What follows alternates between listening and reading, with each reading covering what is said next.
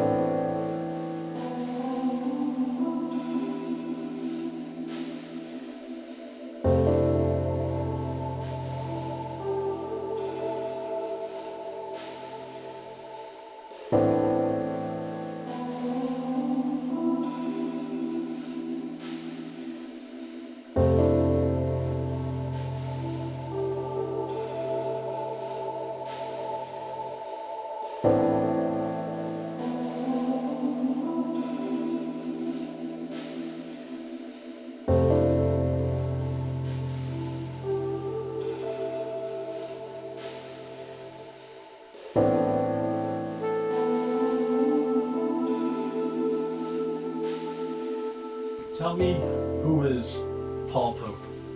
Paul Pope is a cartoonist, artist, designer. He transcends genre. He's not just a superhero artist. He's not just a fine artist. Paul Pope is the comics destroyer. Paul Pope is a rock star. Paul Pope is, in my opinion, the greatest comic book artist, perhaps the greatest artist of all time.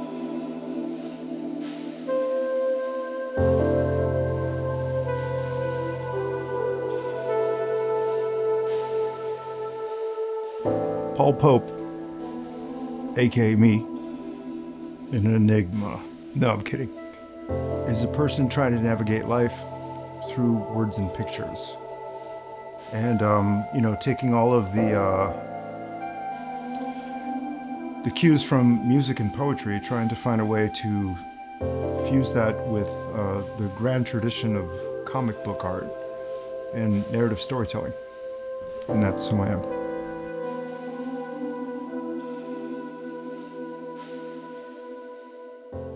But I saw that you write your name backwards. I do, yeah. What's that? Is Oh. there mythology, is a sense to that? Yeah, that's a great question. I can write backwards. It's because I'm left-handed. I'm dyslexic. I learned some kanji, katakana, when I was in Japan.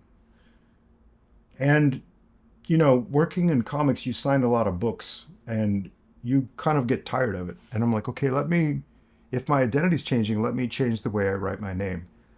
It was very comfortable to write backwards because I can write backwards. I do it all the time. It's not a problem. So that was interesting because it makes your signature very hard to forge. And people are a bit perplexed by it because there's a lot of weird weights on the way the mark making is happening when you're writing your name.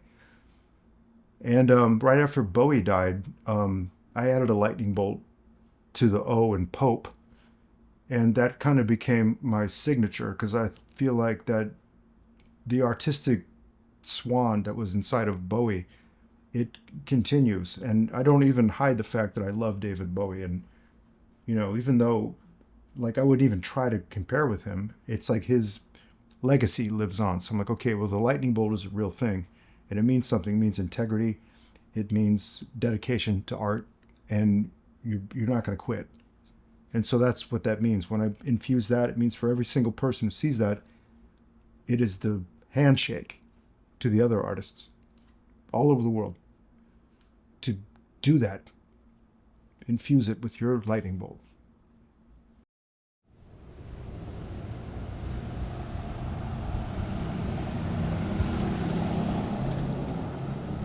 If I'm ever in your zone, Yeah. let me know. No. Wait, which one's the chandelier you mean? Because the zone is here. Yeah, I can hang it Once up. we get going. Let's If see. you can. Okay, of course. Put it up there, you mean? No, Or- on that wall. Oh, yes. I call this the Wonder Wall. Anytime you do Very Batman, it's careful. Wonder Yeah. Wall. Yeah. Sorry. Yeah. Somebody that is here for one day and that absolutely Oh, hey, wanted man. to see How's it going? How are you What's your doing? name? Pleasure to meet Mark Mark. Evan. Hey, Mark, nice to see you. Jeff Ayers at Forbidden Planet turned me on to you Oh, 30 right on. years ago, and I gotta invite him for tomorrow. I forgot. Oh, that's Yeah, a good thing. We're and thinking. yeah, I couldn't miss the chance to see this in person. I'm just doing sketches for people that bought some of the art. Wow, So, cool, awesome. And It's you- a pleasure to finally meet you. I've missed you a couple times at Forbidden Planet, so. Okay, yeah. Well, I mean, keep an eye on this guy's gallery too. I know. Voilà, ça c'est Popo Diesel. Sur 4 des 5 cases, ce qui est pas mal. Et je montrerai tout ça. Et puis même le lettering fait à la main comme ça, c'est hyper joli. The first time I ever discovered comic books, I had the flu, and my dad came back from hockey camp. I was 5 years old, and I'd never seen a comic book in my life, and he came back with Bring on the Bad Guys. In fact, I think I have that book here. It's right here, in fact. It was this. Activate, just get them. Well, you know, I also use this thing, right? I showed you. The sad truth, young women and gentlemen, is that you are going to get carpal tunnel at some point because you spend too much time playing Angry Birds and looking at TikTok. You need one of these, your gyroscope. This helps your wrist, and I use it every time before I start drawing. How do you formulate the desire to be an artist? And I think it's not easy, and it's very arrogant, really, if you think about it. But it's a weird conundrum because you have to declare you're an artist before you are one, because I don't think the art comes after you create the art. I think it's either spontaneous or you just have to declare to the universe, I'm an artist, and then you go make stuff. And then eventually, maybe, if you're lucky, people like it, you know? And that's kind of the way it was for me, because my mom was definitely supportive of me in my early days. Like, I didn't know what I wanted to do. What 8-year-old, 9-year-old knows what they want to do, you know? I was like, well, I like writing, I like drawing, I like theater, you know, I like rock and roll. I mean, all these different things, and it's eventually they gel into something, you know? And so that was, I guess, sort of the nest bed of ideas that eventually turned into this, comics, illustration, whatever this is. When I start inking, I always look for the sharpest tip. Maybe he wins today. Activate it. It's probably good. I usually draw with triple zeros. This is a 555, which is great for like very minute marks. Those are good. These chisel brushes are great, but I'll save him for the last because, you know, all the special effects at the last moment. This is your tried and true. Here we go, the number 2 workhorse. Will never let you down. The next move you make is you got to get the brush wet.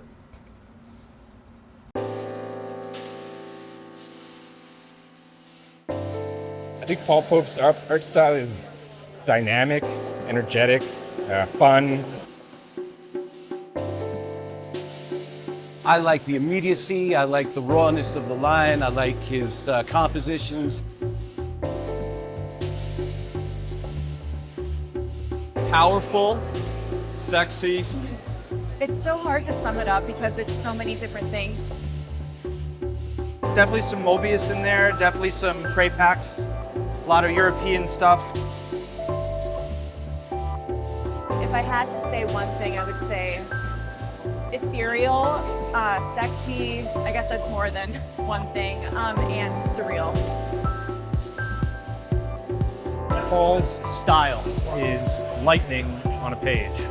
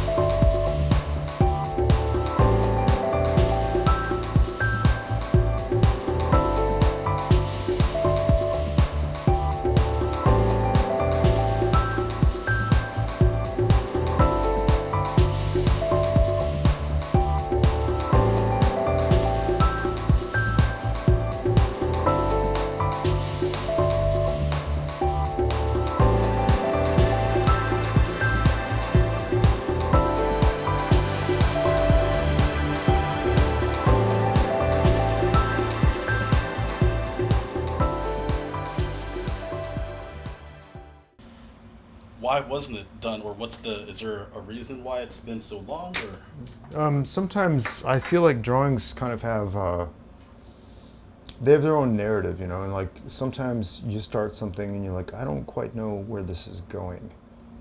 And this was one of those drawings. I mean, obviously it's the character piece, so we get HR, we get THB, our heroes, we get that. And then it's like, I didn't quite know how to unlock, I don't know what it was, like the missing quadrant to make this drawing finished. And it's been sitting there for a while, and I'm like, okay, well, one day I'm gonna figure it out. Like, just keep looking at this thing. There's an old parable that the Zen say that the master artist was drawing a dragon, and he couldn't draw the eyeball. For some reason, he couldn't quite get the eyeball. When he did, the dragon burst out of the wall and flew away. There was no drawing left, And I tend to like that idea because, if you lock energy into a drawing, it's like it becomes its own thing and it's no longer mine. It's just a thing. Not to say this is the best drawing in the universe, but, it's what I did today. Tell us about THB. What is it? What is THB? Oh gosh, that's a tough one. I think THB, I wanted to tell a story about a young girl, basically my sister, growing up in a world that she never wanted or never experienced before, never asked for, but it's her world. So I thought all the different questions that we ask about now, like AI and robots and things, and I was like, I want to do a story that speaks to this because I think young people always live in a new world, And when people become jaded and old, that's when the world stops for them. But young people don't have that experience. They're new, And I'm like, this is probably the best thing to write about. It's a venue, a showcase. I decided pretty early on I wanted to write primarily science fiction, and about coming of age stories. And I'm very interested in how young people adapt very well to their environments, whether you live in a time of war or a time of peace. It's interesting to me, like the types of things people take for granted or overlook sometimes, or the things they relish, things they really love, So I wanted to write a story about young people growing up in a world that's science fiction, very different from our world. Over time, we've kind of emerged into this future where AI is a real concern, and robots and killer robots and things like this. It's like a real thing now. So it's my attempt at fusing all the things I love, like Jack Kirby's Fourth World comics and Dune, and Blade Runner and Star Wars, all these different influences, and then throw in a bunch of art history stuff, whether it's George Gross or Rodin, Picasso, whatever. And it's like trying to make something new that's exciting. And I'm just trying to think about what's something I can say that's topical, but also pleases me, So I thought it's interesting to think about how machines might become conscious. And I wanted to write something that was based on my sister. So the character HR from THB is basically my sister as a teenager. All of her foibles and her interests and her vanities, like all that stuff, it was just charming. I have a little sister, what can I say? So I immortalized her as HR. But, growing up, I mean, my sister was my best friend, and she still is. And, and it's like, I know her. So when I needed to write a story set on another planet with AI, with a kid's point of view, I knew her very well. So I thought, all right, then I think when you see some weird shit, I think I know what you're going to say about it.